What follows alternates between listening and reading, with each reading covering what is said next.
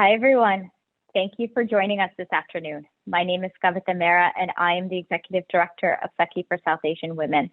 For 32 years, Saki has worked with survivors of gender-based violence in New York City and is the second oldest organization of our kind in the country. So this week, the World Health Organization came out with a disturbing report that 1 in every 3 women globally experience violence in their lifetime. At Saki, we have seen a heightened levels of gender-based violence across our community as our helpline numbers and new client numbers have continued to rise. We also know that gender-based violence is not experienced only by cisgendered women, that all genders and sexualities experience gender-based violence, including 1 in every 4 men experiencing sexual violence in their lifetime. Survivors are often viewed within the light of the trauma that they have experienced, rather than their resilience. And that speaks to the heart of what we're hoping to actualize today. To honor without glorifying the strength and resolve of survivors of gender-based violence. As a humanitarian aid organization, Khalsa Aid International is leading this discussion because its mission is dedicated to assist, uplift, and be the voice for those in need.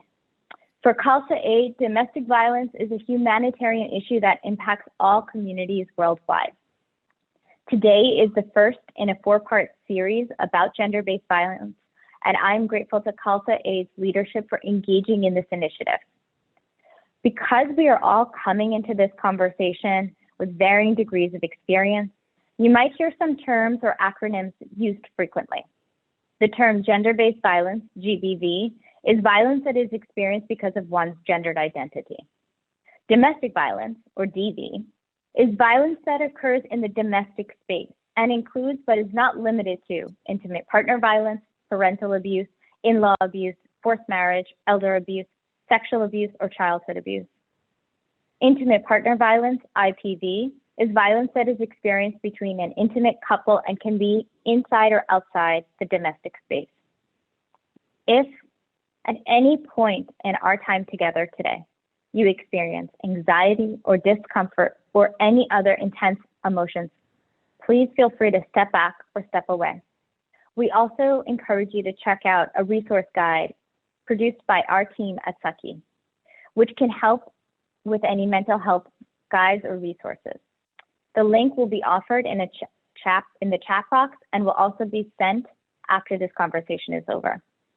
Furthermore, if this conversation brings up anything that you'd like to share with a Saki advocate, please feel free to reach out to us at 212-868-6741. Without further ado, let's jump into this.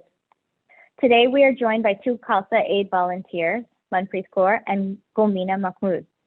Manpreet is the lead for Khalsa Aid USA's New York chapter. She is a British-born Punjabi Sikh, lives in the New York City area, and is a survivor of childhood gender-based violence. Gomina joined Khalsa Aid as a volunteer 3 months ago. She is Pakistani-born and of Pashtun descent. She's a survivor of gender-based and domestic violence. Gomina has also witnessed it through her family, her friends, and her work in girls' education, as well as women and youth empowerment spaces. Thank you both for joining us today.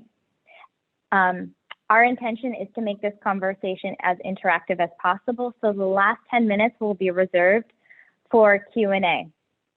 So Manpreet, Gomina, it's great to see both of you. Thanks, Kavita. How are you doing?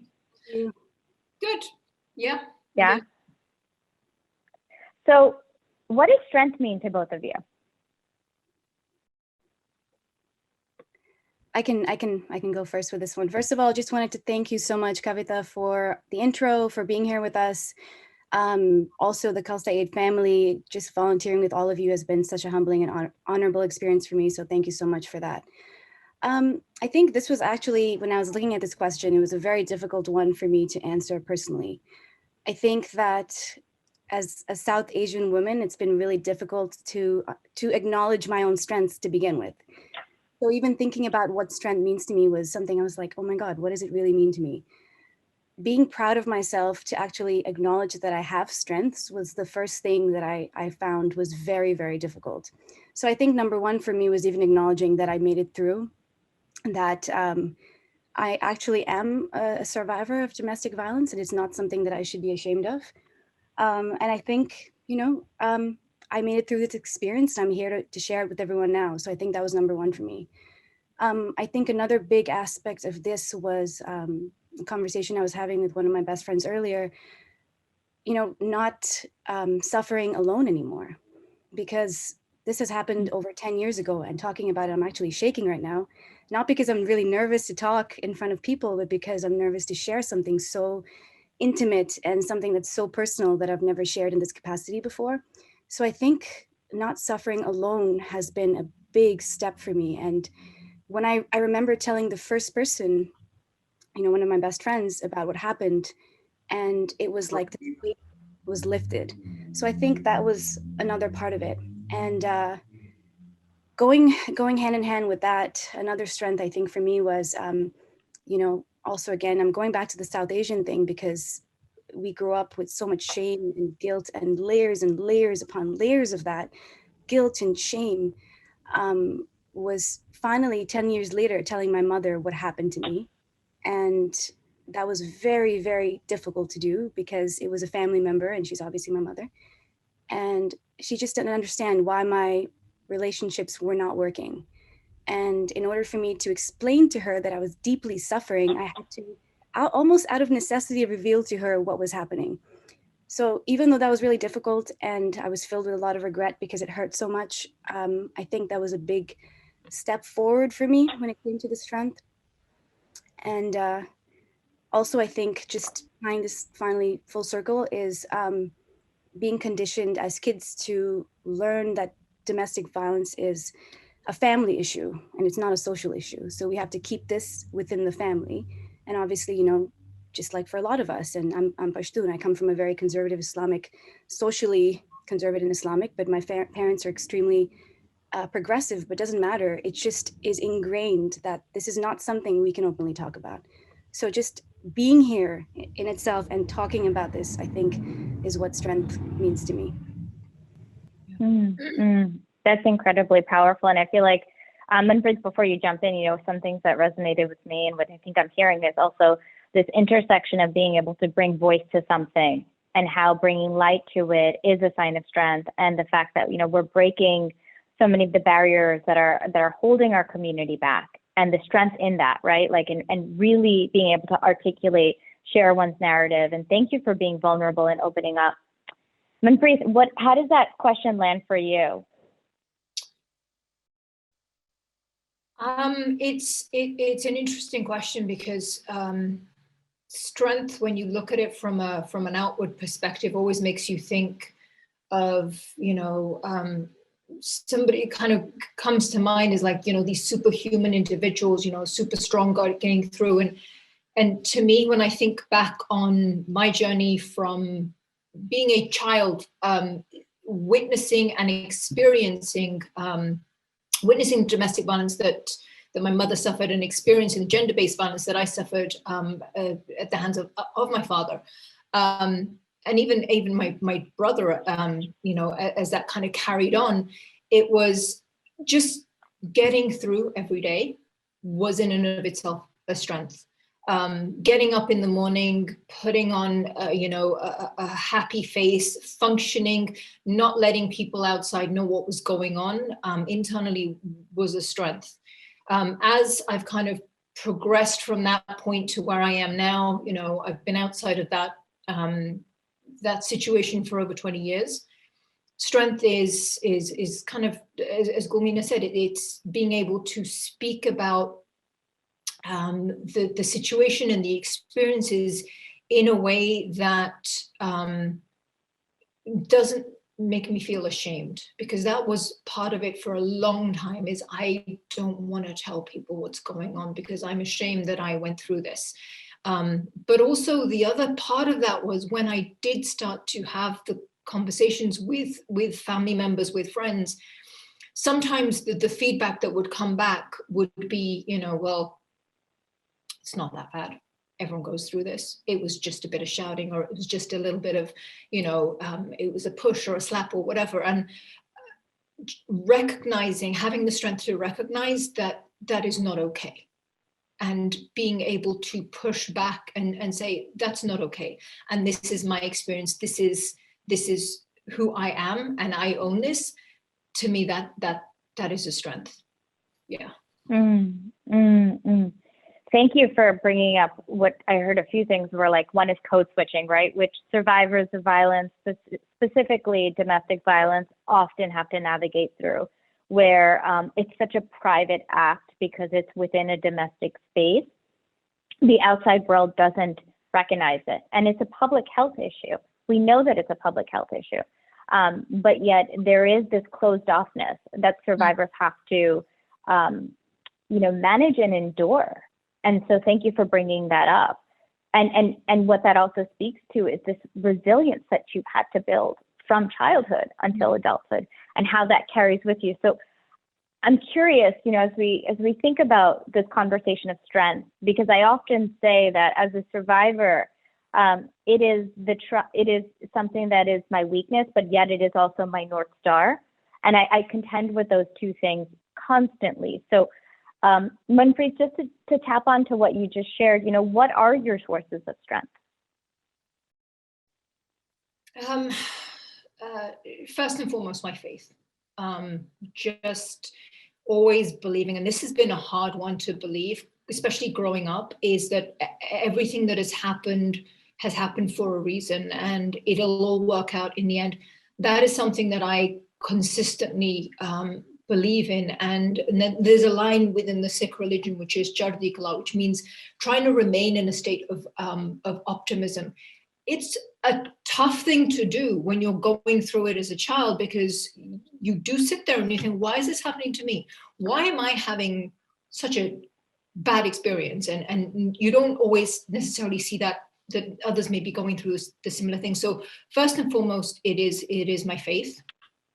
And then my mom. I kind of look at what she's gone through throughout her life, and the fact that she still smiling every day, is trying to keep a positive spin on things with all of our health issues as well. That is another, really strong source of strength for me.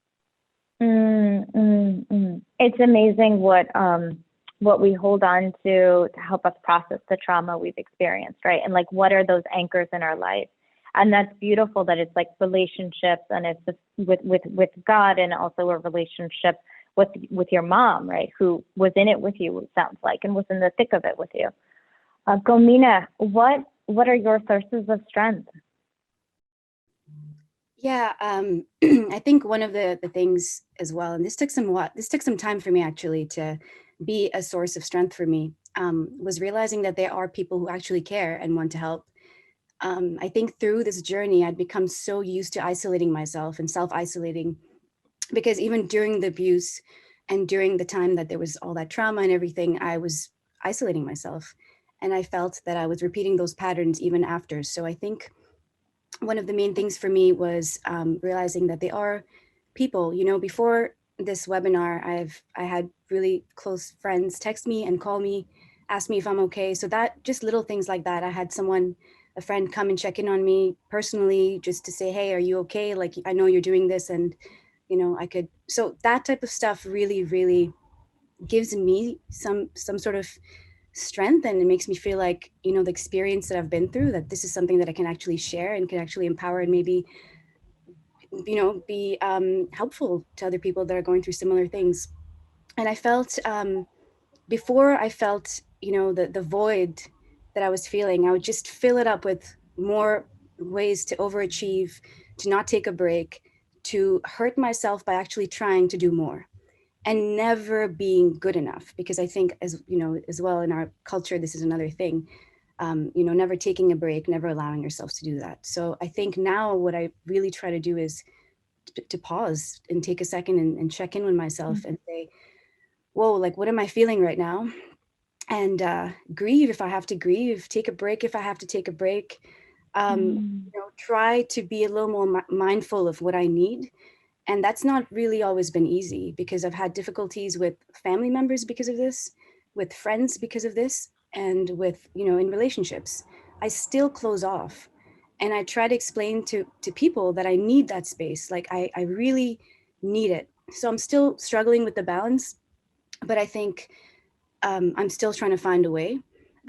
Just to wrap this up again, I know I can talk a lot, but one of the other things is for me, when I was going through the actual abuse, and the abuse started, it started in steps, of course. For me, at least, it started it was more verbal, and then it was more psychological, emotional, and then the physical came slowly, and then it became extremely awful later.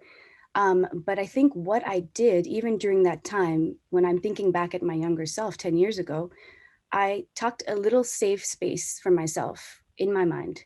And I made sure no one else knew that safe space. And it was, and I think for me, I always planned what I had to do because I was dealing with a very dangerous person.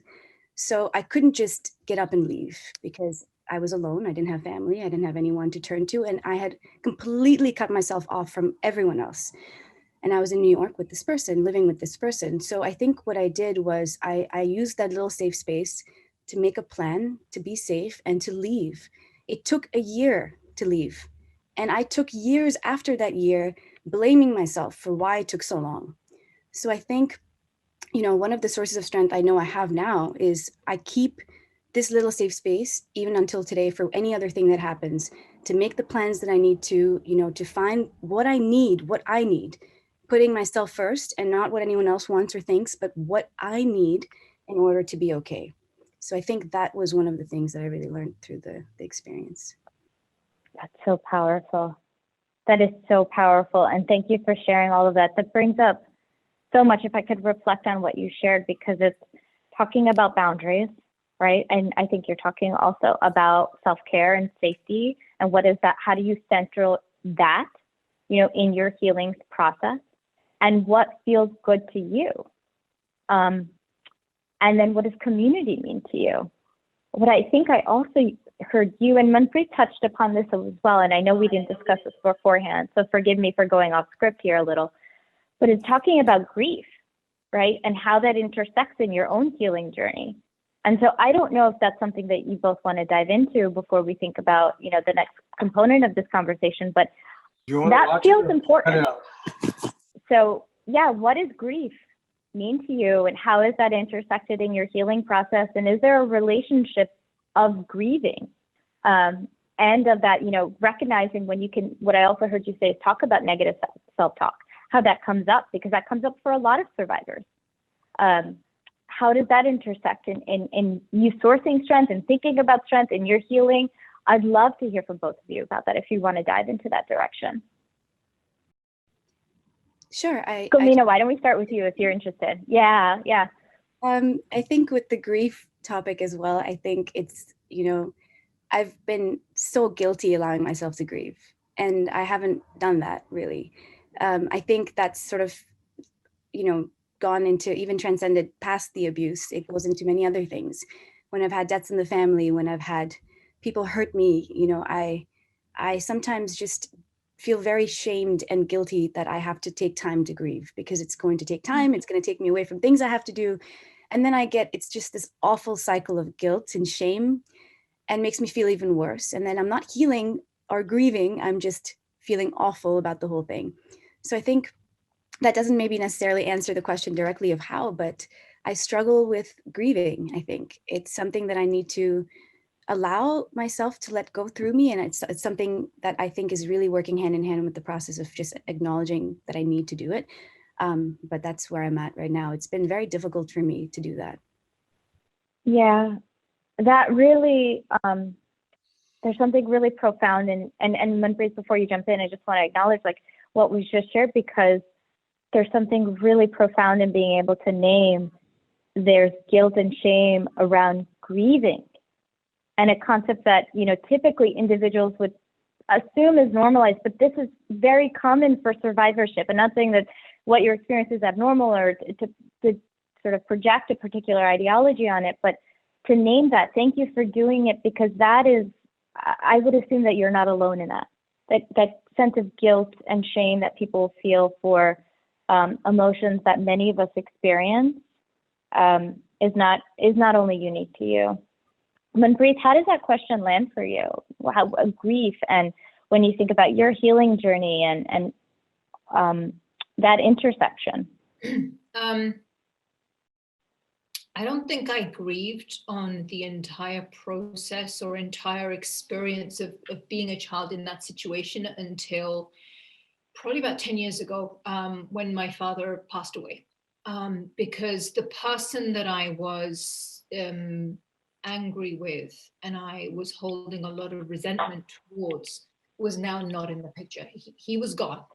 So that allowed me to then grieve what I had gone through. But even with that, there was a lot of feeling of, it's not that bad for me. There are kids who have it worse.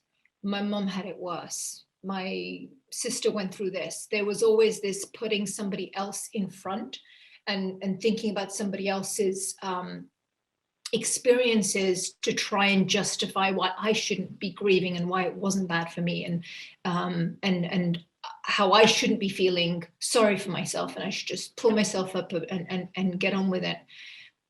Even when my father passed away, there was a lot of mixed emotions, because on one hand, and I had to deal with this from a lot of the family as well. On the one hand, he was the abuser. And so there was a lot of animosity and anger and resentment towards him because of my experience. But then on the other hand, he's my dad. So how do you kind of match those pieces up? You're losing a father, but you're also losing this person who has been this source of pain for you, is now no longer he's no longer in the world, let alone in your life. And then just dealing with that internally in just that, the kind of dichotomy of that,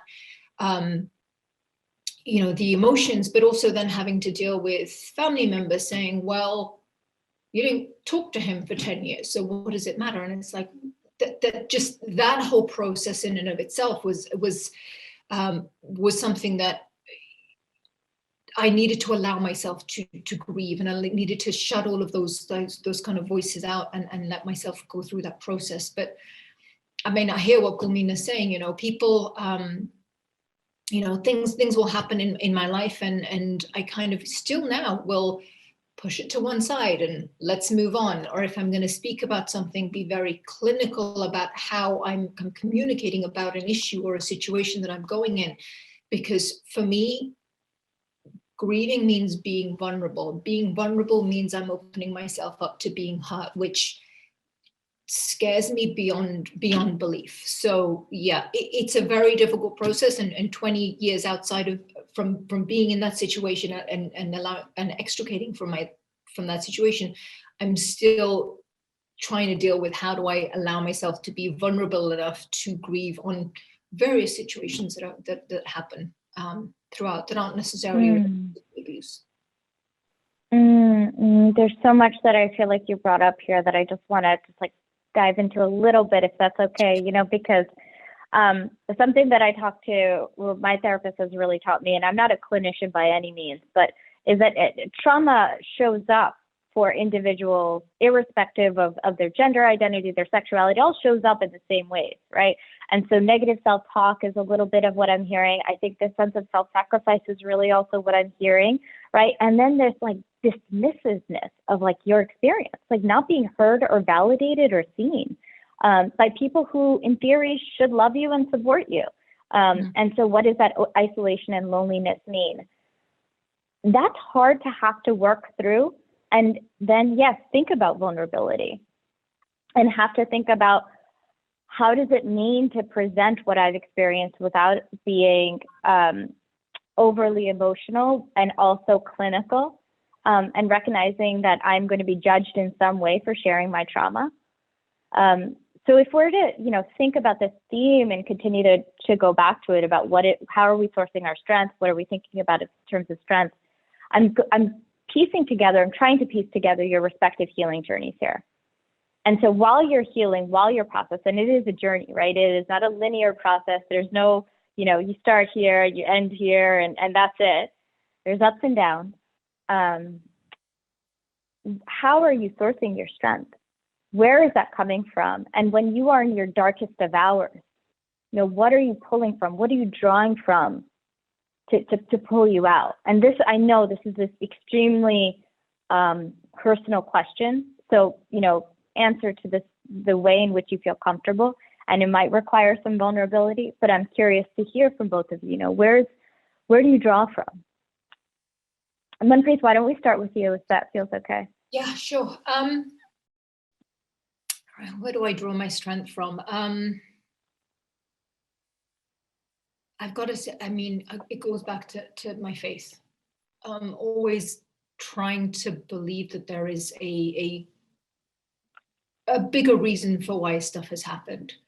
And, it's not easy. It is not easy at all. And there are times when I do just sit down and just start to cry. And sometimes I don't even know why I'm crying. Something else will happen. And, I was telling a friend of mine about this over the weekend.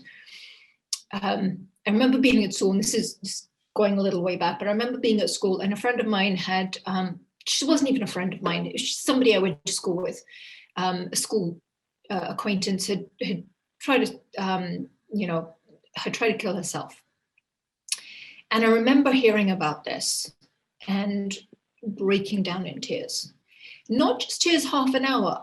I think I was in the school principal's office for like 3 hours, just broken down completely. And even whilst I was going through that, I was thinking in my head, why am I crying so much? I'm not even that close to this person. And it's only now after going through that I realized that the reason I was doing that was because of everything else that was going on. So sometimes, just coming back to the question, sometimes I feel like I have to make myself cry to kind of get out of the whatever is dragging me down, and you know what, it feels stupid, like just sitting on a sofa just bursting out in tears, but that release gives me the strength to then kind of go like, okay, now I can move on, now I can carry on, because I've tried I'm gonna go out for a run, I'm gonna make myself really busy and just do everything I can so I don't have to think about any of this. It'll come back in another way. So that break is a way for me to kind of like gather my strength up and say, okay, now I'm gonna carry on.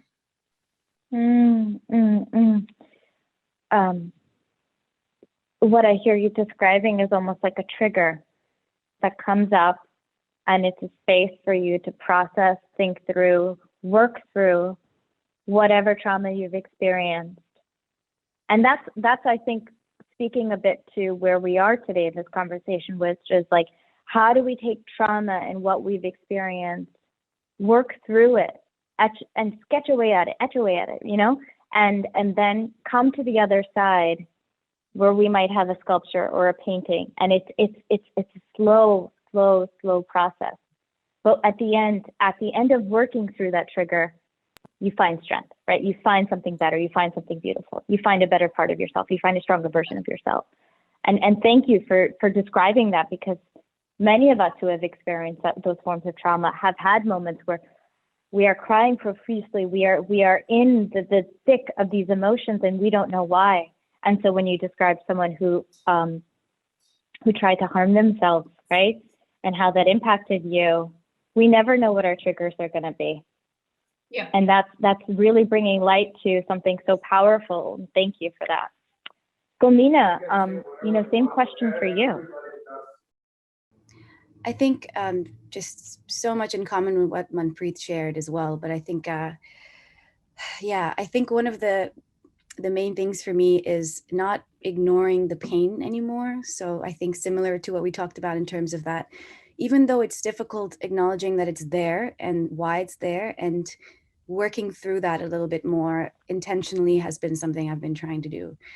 I think in our communities, again, I go back to South Asian thing. It's not just a South Asian thing, but we have a lot of these interesting struggles. Is, the infamous "log kya kahenge," what will people think thing. And I found that to be affecting me even when I wasn't in Pakistan, or affecting me even if I was not around South Asian people. Obviously, when I'm around that community, it's so much more. But I realized that was affecting me, and you know, and people would say, share your story. It's so powerful. You know, this is something that is important to share. More people can resonate with this. But I just felt, you know, I felt that I was putting myself out there and I was going to just hurt myself in the process even more. And, you know, in the beginning of this call, I was shaking because, as I mentioned, I was struggling to share things, not because I didn't want to, but because it's so difficult. But now I can feel that it's actually helping me. And I think also just reminding myself that, you know, and this is another friend who's really helped me in healing, has constantly reminded me of that you are worthy. You know, your problems are important, or whatever, you've gone through your journey. So let it go through you. Don't ignore it. You know, deal with it, accept it, just let it go through you. And I think that goes back to the grief part that's so hard for me. And then I think sometimes I don't want to share the experience, especially with family members or people close to me, because I know the set of questions that are going to come after. And in my situation, I wasn't in a relationship for 5 years with, you know, a Pakistani or Muslim or South Asian man. It was completely someone, you know, of a different ethnicity. So I didn't want to deal with all the other things that were going to come with, you know, I told you so, like you should have listened and been with someone from, you know, our community, and this is exactly what you should have expected. So I think maintaining my strength over the years to remind myself that it's okay, it's not my fault that I was in this relationship, you know, that it's not something that I should continue blaming myself. And then I think, you know, one of the other things, when I find myself wanting to self-isolate, even now when things are hurting really bad and I try to push people away, it's so hard for me to not push people away. I find myself struggling with friends, with family, and, you know, I'll get messages from people that are really sometimes hurtful, saying that you're, you know, selfish and you're isolating again, and you should tell us and things like that. But I find myself, I was in a very negative cycle of being abused by someone then who disappeared for, you know, I never knew what happened, and then come back and abuse physically and then disappear. So I had excessive, I don't know what the right word would be, but I guess the fear of being neglected. And I just went into a little bit of a hole. So I think now I'm trying to not really, I'm really being intentional about not trying to hurt people in the process of my healing and pushing them away. I'm trying to figure out those patterns a little bit. And I think I need to work through that. That's still a really difficult journey for me. It is also, one, there's this real sense of self-awareness in when you share about what you're working through. And thank you for being vulnerable and being able to open up in that way. It is also something that, you know, as a survivor of trauma, we have to protect ourselves. We protect ourselves and we do what feels safe to us. And when we started this conversation, even before folks joined, you know, the first thing I said was like, do what feels safe to you. And sometimes that feels uncomfortable for other people. That's typically more on them. That's their thing, but they love to project it onto folks. So thank you for sharing that. And what I also heard, Gulmina, from what you were sharing is this kindness that you're weaving into the conversation with yourself. And I'm somebody who, we as humans cannot accept kindness if we can't be kind to ourselves. And the fact that you're incorporating that into your process is really inspiring to see. To our audience, a friendly reminder, if you'd like to offer up some questions, we're going to move into Q&A in about 10 minutes. So please feel free to start peppering in some questions that'll be shared. And so as we transition toward, you know, the latter part of this conversation, we touched upon this a little bit. But I'd love to hear, you know, more about what does vulnerability mean to you? And Manpreet, we heard a little bit about your relationship with vulnerability. As you talk about, you know, the intersection of strength and vulnerability, where you are in your lives, do you also have a sense of like where you'd like to be? So this is a vulnerable question, and it's also about vulnerability. And I'll let either one of you jump in, whoever feels comfortable going first. Gulmina, do you want to go first, or? I was going to ask if you want to go first. I'm ready to go, or you can go first. Okay. being on this call, as Gulmina said, is putting myself in a very vulnerable position. I would like to be able to have these conversations, talk about my experience, help our community heal from domestic violence in a way that I'm not afraid. I'm not afraid. What are people thinking? What is my family going to think? What is work going to think? That to me would be the ideal goal. Being on this call, yeah, I'm with Gulmina. I tried not to think about it before I joined the call, because I'm like, I don't want to think about it, because I will essentially freak myself out, because it's putting my experience out there, even though I'm trying to communicate and I'm trying to talk to people about what's going on. It's never been in this setup where there's X number of people on the call listening to what's going on. And in the back of my head, I'm also thinking, I'm talking through this, and people are going to be like, well, her experience is not that bad, and it may not be. And for me, what I want people to be able to understand, or our community and our society be able to understand and get to a point of, is where we appreciate that everyone's experience is different, and we shouldn't compare. Like this happened to me, that happened to you, it's worse for me than it. That's not, everyone's experience is their own, everyone's journey is their own. So I would like people to, I would like society to realize that, and I would like society to recognize that. And putting myself in this position, I would like community in our society to realize that every single survivor, whether they're speaking up or they're not speaking up, whether they're in the situation right now or they're out of the situation 20 years ago, everyone's strong. We all have it in us. And the fact that you're existing every single day and going through it every single day, you are a strong individual, because you're getting up in the morning and you're making it through the day, and you're getting to the end of that day. And yes, it's tough and it's really difficult, but you have that strength inside you. And that's what I would like the society to understand as well. Oh, Manpreet, that's so beautiful. Every survivor is strong.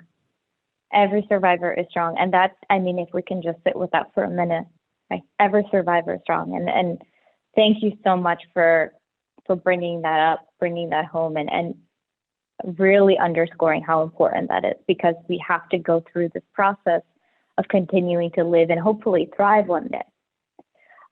What I also heard you say is talk a little bit about community healing and dismantling what often comes up in the diaspora for the South Asian community of this oppression Olympics. And so you didn't have it as bad as X, Y, and Z, and therefore it should not be as bad. It is completely unfair for us to continue to perpetuate that, because ultimately pain is pain is pain. And if our community could really wrap its head around the fact that pain resonates the same way for all of us, and there are no varying degrees of pain, no one's pain is more or less than another person, maybe we could work towards safety and healing. Thank you for bringing that back to that. Gulmina, to you, how does this question land for you?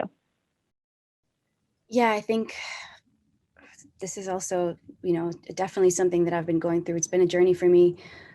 Being on this call, allowing myself to be on this call and just being here and sharing my journey. And I think being vulnerable for me, honestly, has really sucked. And I'm sorry, I'm trying to think of a better word for this one, but it's been extremely difficult. I'm an expert at hiding and masking my pain. I think since I was little, just growing up and making sure that it was almost like a means of survival. You can't show your weaknesses. You can't show you're hurting. You can't show that someone has hurt you physically or in any other way, whether it's sexual, whether anything, because I saw the leading female figures in my family that are so powerful do exactly that. They kept their mouth shut and they moved on. They didn't say anything. So I saw these people, my own mother and a lot of other women, go through this. So for me, it was, okay, that's the mask for when someone does something wrong to me, when I'm abused, when I'm sexually abused, when I'm physically, any of the abuse or anything. Keep your mouth shut, move on. So I think right now, and even at the time when my abuse happened, it was thinking, why, I know better. That's the thing. You know that you're putting yourself in a certain situation. You know that what's happening is wrong, but you're thinking, how can someone who loves me so much hurt me this way? You're not understanding how that person can do it and then continue to do it. And, not trying to make this very traumatic for other people and stuff, but, I was extremely physically abused, where I know I needed medical attention. And I didn't, because I was too scared to go to the hospital and show people that this is what happened to me. And I allowed this to happen to me. So I didn't. And it was something that I feel sick when I think about it, because it's like, how can I allow myself to do that to myself? So I think now it's forgiving my younger self a little bit. And that has been extremely difficult, because I internally gaslight myself all the time. And the other thing is, I was masking my vulnerabilities from my abuser for so long. And, even to him, he seemed everything was completely fine. I was putting on, all these masks my whole life, and then to him as well. So I felt that even today I do it. And that's, I think, a little shell that I'm really working towards. And I find it very difficult to open up fully in any relationship, especially in romantic ones. And I think that's one of the difficult things for me. So, wow, that was a lot. And thank you for sharing and being open about not only what you had experienced in terms of the harm you directly experienced, but also witnessing intergenerational silencing and how that's learned behavior, catching yourself, watching yourself, and trying to unlearn that behavior. And how this negative self-talk just perpetuates, right? And how it holds us back. That is a lot to hold. And silencing is such a powerful, awful tool that's used in the community to oppress voices. And it's when community members say you didn't have it as bad. It's when family says that, or when they say, oh, it couldn't have been bad because I went through it. Or when, we watch our parent or a loved one silence themselves. That is a lot. So thank you for bringing light to that, because it is seeped into the workings of the diaspora. I know we're coming to a close in the last 15 minutes of the conversation. And so I have a few more questions, but most importantly, I want to do a quick check-in. How are both of you feeling right now? How are you both doing? Because I know a lot's coming up. Yeah, I'm doing okay. There's been points where I can feel myself getting anxious. But this is an important conversation to have. And whilst it is an emotional conversation, I feel it's important because I would like society, community, anyone listening in to realize that they don't need to go through it alone. And I know we do go through it alone. And if someone had said the same thing to me, I would have been like, yeah, I don't have a problem. I'm fine. So I appreciate that is not a position that may well resonate with, if I'm saying this, there may be people who are listening in and thinking, I'm not going to share, I'm fine. And that's where I would have been. But it's an important conversation for us to have as a society, because this happens and is happening and continues to happen. And until we can get to the root and get rid of this weed in our society, we're never going to progress. So yeah, it's emotional. It's still scary, but I'm glad we're having this conversation. Mm-hmm, mm-hmm, mm-hmm. I think for me as well, I think it's, there were moments where I was like, oh, this is fine. I'm just gonna, do a little textbook thing of, when like you do an interview and say how I'm feeling and everything, or, what my experiences were going through this whole thing. But obviously, as I'm going through it, I think in the beginning I mentioned I was feeling quite anxious, and then I felt slightly better. It's still very difficult. And, I find myself, yes, shaking. essentially when I am reliving this. And I had one of my close friends before the call say, hey, you know, you are going to be reliving some of this. And I just want you to be mindful of that and be mindful of yourself. And I have been, and I think I've been, you know, so mentally I kind of have been a little prepared, at least thinking that this is going to be a little difficult because I do hide this. So I'm feeling, you know, one of the things I was really concerned about, which is very funny because I mentioned the whole, what will people think? Before we started the call with the rest of the team, I said, oh my God, I hope my family doesn't join this. And I was just worried about those things again. And I found myself thinking so much into, you know, that for a second, and that this is the first time I've really talked about this in this setting. And majority of the people in my life have no idea that this happened. And so I feel now that it's out there, I do feel like the weight has been lifted off. No, wow. Well, there's a message from one of the participants who said that thank you for your vulnerability and strength and bravery for what you've brought up today and your willingness to share. And I echo those sentiments entirely. So Ivy, thank you for highlighting that. And also Gomina and Manpreet, you know, this has been such a powerful conversation, and thank you for being brave and courageous all throughout it. A question that's come up, and this comes up a lot in conversations that I help, you know, facilitate, which is, how can people in your community, and however you define that, friends, family, people close to you, people you feel safe with, how can they support you? How can they center you in your healing and your process?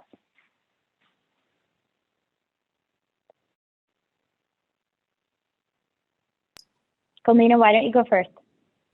Sure. Yeah. This is a tough one for me because I've not been good. And I think this is probably why you're bringing this up, because at least for me, asking for help has always been my worst, you know, the worst thing that I do in my life with anything. So this is a very difficult question to answer because I really don't know the answer to it. How can I have, you know, people help me in a way where I'm so normally closed off about these things, and asking for help has been so difficult? I think, let's see. I think, you know, just being there to let me feel heard, or letting any of us that have gone through this experience, you know, the feeling of being heard. When we brainstormed in a few of the sessions for the webinar with some of the other people in the team, we talked about this a lot. We talked about just the feeling that we have a space to be heard, or that environment of being heard. I've grown up, you know, with very progressive family members, very educated, all these things that we may think, but there was never, ever that space created to be heard. And even if family members think today that there was, you know, it's not necessarily their fault. Of course, you know, it's just the whole social construct of how we've been raised, but hopefully we can change that now, you know, hopefully we can allow that pathway to be created for, you know, our children, to that, you know, you can talk about this. This was not something that was available to me. So I think, you know, I have friends that will just literally say, hey, like, are you okay? Or just if I'm feeling a little off, they'll ask me because I won't talk about it. So just those little things sometimes are really helpful. And then I think, like I said, I think one of the main things, and I do a lot of this in my work in the girls and education space, is work with a lot of the people who are not necessarily directly impacted by abuse as well, especially male members of our community, that sometimes, not always, of course, as we know, everyone is affected in different ways, but educating and helping others realize that they can also be of help, and how. And I think that's something that I'm working with, you know, the male members of a very conservative village that I come from, where I've started a girls' school. So that has been very challenging. And I find myself sometimes feeling I'm betraying myself when I'm helping the communities. And I'm like, oh my God, I don't even do that to myself. So that's something I need to work on. So check-ins from people who love you. What I think I heard also earlier was boundary setting, right? And being okay with learning that boundary setting process.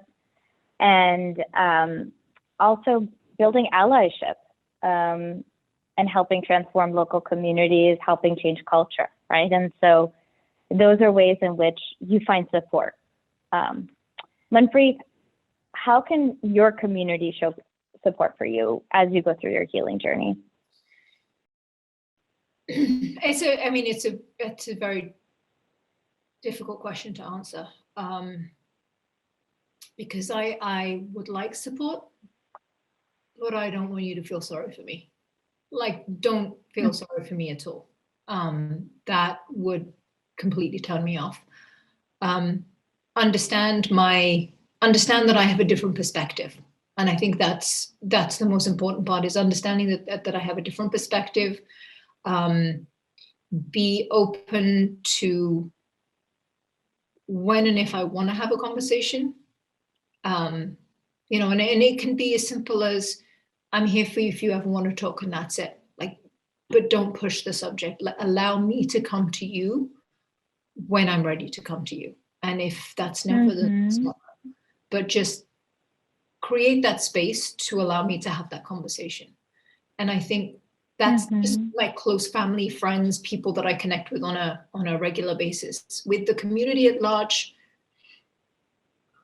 helping community understand that this is a problem. Helping, and that's for every single one. Like, all of us, we have a role in pushing this forward in our communities, in our societies, and helping people understand, and society as a whole understand, that this is not appropriate. Like, this is not where we want to be in 2021 and beyond. We need to change the narrative. We need to change the conversation. We need to stop making people feel ashamed of their journey. And I think that will help me if I can see a change coming. And again, I'm so grateful that Khalsa Aid has taken this on and kind of supporting this as a conversation with the banner that they have and the reach that they have. It's really important that the other organizations that have that reach and have that connectivity across the globe are leading that conversation and saying, this is not good enough. We need to do better. When you started with something really powerful, which is, do not view me in the lens of being a survivor. View me because you love me and you want to create safe space for me. And that resonates a lot, right? Like, don't look at my trauma. Yeah. Recognize that my reactions might be a result of trauma, but I am not trauma. Yeah. And thank you for bringing light to that. And also talking, shining light on community shame and how we perpetuate it. And you're right, there's something powerful about having an interdisciplinary approach with gender-based violence. That at Seki, I always say my mother's life, my sister's life, and my life would have been better had Seki been in it 35 years ago. And I would have had a very different outcome, probably a healthier life. But there's something really incredible about organizations like Khalsa Aid engaging in this conversation, because people come to Khalsa Aid for varying perspectives, different reasons, especially as a humanitarian aid organization. And so to be able to take this on, lead this in a 4-part series, can help hopefully manifest additional community change. And so thank you for bringing light to that. There's been a ton of positive feedback and a lot of love both of you have been receiving. Folks have been saying thank you so much for sharing. Folks have also been saying thank you for showing us that we are not alone.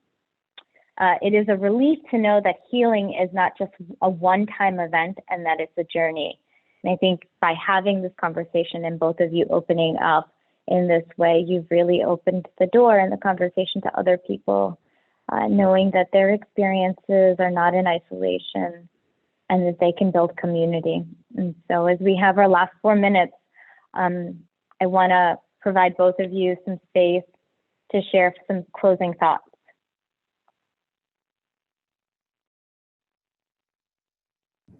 I think that I was feeling I was very confused before doing this oh my God, did I do the right thing? And I think I mentioned this a few times. Yes, I feel like I did. And I know it's it's very difficult to share, and not everyone needs to share the same way, and not everyone needs to talk about it the same way. But I think just knowing that there are other people out there who've gone through something and who've gone through something very similar is really comforting and assuring for me, and has been. And this has been really therapeutic, just doing this and talking about it, like I said, from starting the conversation to now.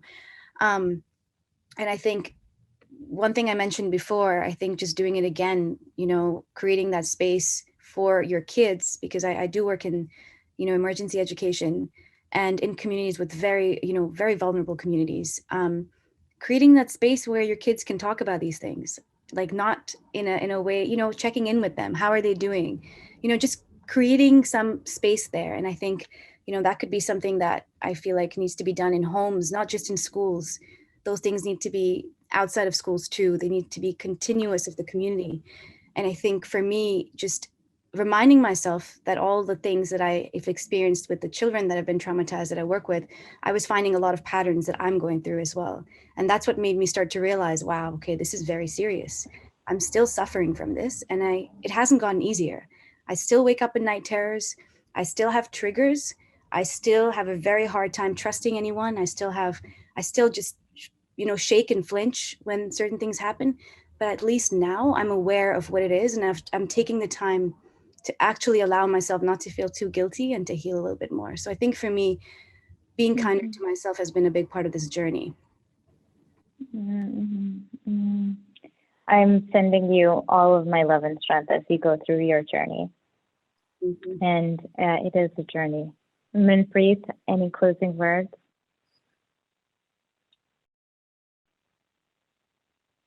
Just to say that it's been an important journey for me. I think it's an important conversation for our community and for our society. I want people to recognize that just because somebody's going through a certain trauma experience does not deflect away from who they are as a person. They're a strong individual. Don't treat them any differently. Just be there for them. I would really want our faith centers and our community centers and our faith leaders and community leaders to have these conversations, lead the conversation, call it out, because that's the only way we're going to change what's going on.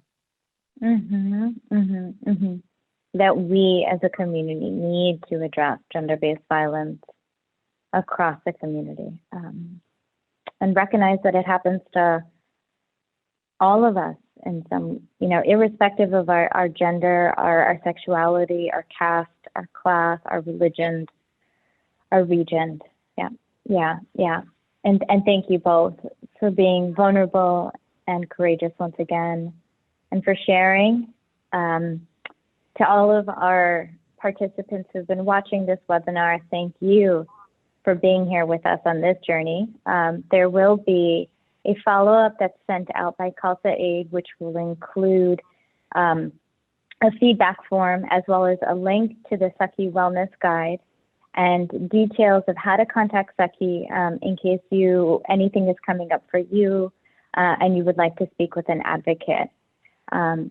Further information will also be sent about the subsequent components to this series, and you can send any feedback to admin.usa@khalsaaid.org. Thank you all for joining us today, and I wish you a very restful evening. Thank you, Manpreet, and thank you, Gulmina. Thank you. Thank you. Bye, everyone. Bye-bye.